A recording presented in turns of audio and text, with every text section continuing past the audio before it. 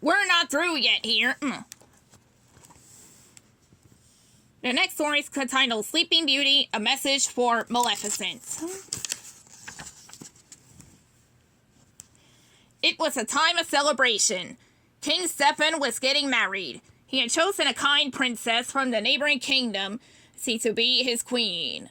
The king's subjects rejoiced, but no one was happier than the three good fairies, Flora, Fauna, and Merryweather. The three hurried to the castle to help the king and his future bride, the Princess Leah, with the wedding plans.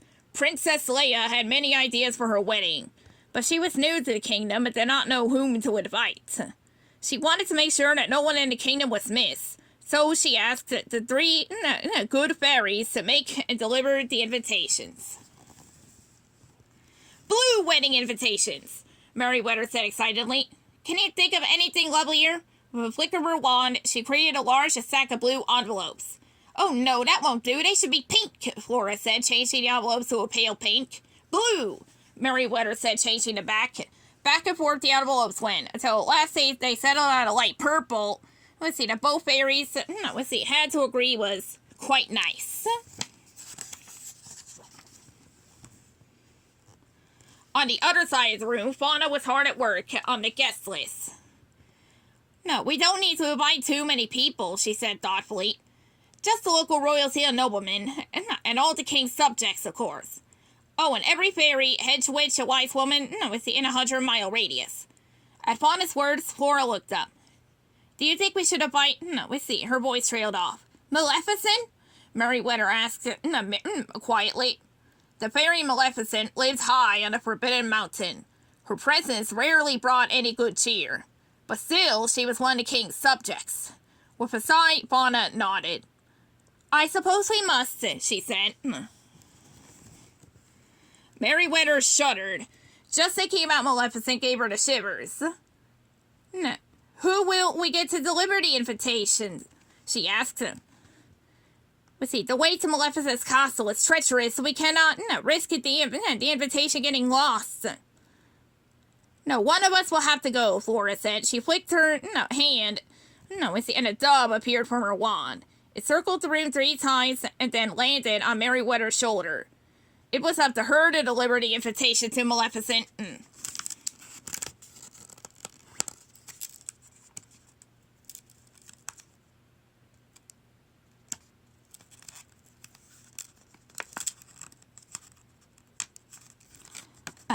I think there's a stuck page here. There we go.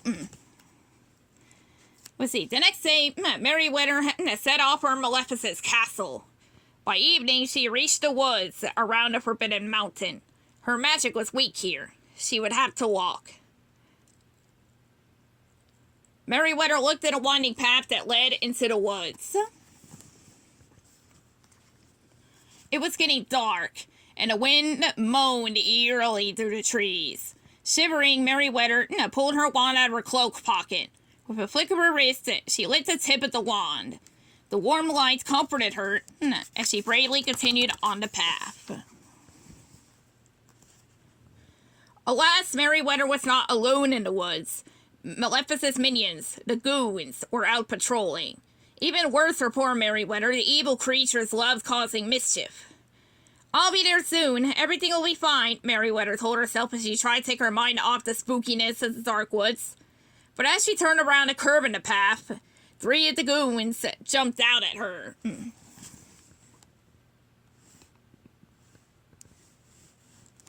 Thought I stopped for a bit to show you the scene. Screaming, Merryweather ran down the path as fast as her little legs could carry her. Finally, she lost the goons. Those wicked creatures, she said when she had calmed down. I'd like to scare them and see how they'd like it. Merryweather looked around. Somehow it seemed the woods had grown even darker. A cold wind blew through the trees, chilling the little fairy to the core. Merryweather wanted nothing more than to turn back, but the other fairies were counting on her. As Merryweather made her way down the path, she noticed the trees growing closer and closer together. Large thorns struck out from the trunks, making it impossible to get through without a scratch. Suddenly, a chorus of loud howls echoed through the woods. It sounded like the cries were coming from right behind Merryweather. "Oh, fiddlesticks!" she yelled as her cloak had caught on a thorn. The goons had been bad enough. She certainly didn't want to meet any wolves in the dark woods. Merryweather freed herself from the tree and hurried down the path as carefully as she could. The sooner she delivered the invitation, the sooner she could get back to the bright, warm castle.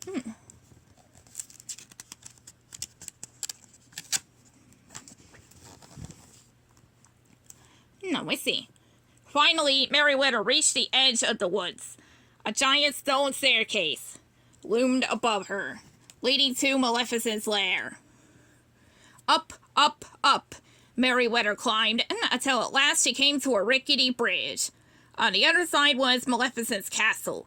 Its jagged peaks rose into the sky, and a dark storm cloud circled overhead. Merryweather looked nervously at the bridge. It looked like it could collapse at any moment. Tucking the invitation into her cloak, she stepped onto the bridge. The wood shook and creaked with every step the little fairy took. Merryweather kept her eyes on the stone landing ahead of her. Below her was a deep chasm. If the bridge gave out, she would have a long way to fall.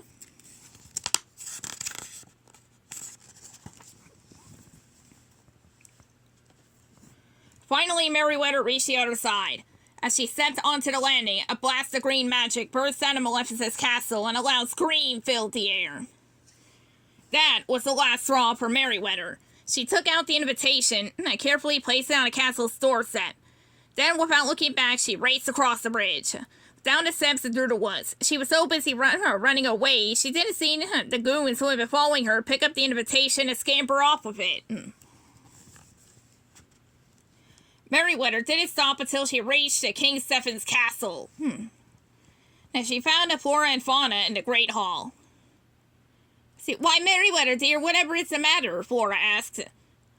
"No, Maleficent had better come to this wedding," Merryweather said when she had caught her breath. "The journey to deliver that invitation nearly scared me to death."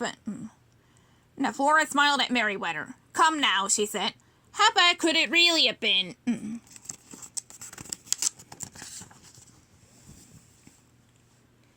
And soon the day of King Stefan and Prince Leah's wedding arrived. Everyone in the kingdom gathered for the happy event. Everyone, that is, except for Maleficent. From high on the Forbidden Mountain, the fairy looked down on the celebration. "Look at those fools," she said aloud. "Who do they think they are, not inviting me to their celebration? Well, enjoy it while you can. I'll get you for this.